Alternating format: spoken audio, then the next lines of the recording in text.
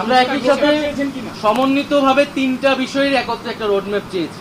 কি ছিল? যেখানে জুলাই গণহত্যার বিচার, সংস্কার বা জুলাই সনদ এবং আমরা যে গণপরিষদ এবং আইনসভা নির্বাচন চাচ্ছি সেটির সমন্বিত একটি রূপ। আমরা এর আগে যে দলগুলো এসেছিল তারা বলছে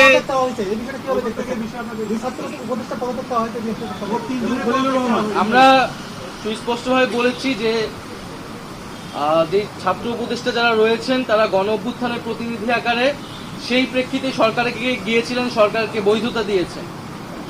ফলে তাদের সাথে কোনো রাজনৈতিক দলে বা এনসিপির সম্পর্ক নাই, সেটা আমরা আজকে সকালের বক্তব্য আমাদের পরিষ্কার করেছি।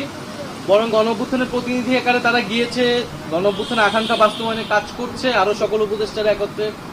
সেখানে তাদেরকে হো করা, তাদেরকে অপমান করা, সে বিষয়ে আমরা নিন্দা জানিয়েছি। আমাদের সাথে তাদেরকে জড়িয়ে ট্যাগ দিয়ে তাদেরকে পদত্যাগ করতে বলাটা রাজনৈতিক উদ্দেশ্যমূলক বলে আমরা বলেছি।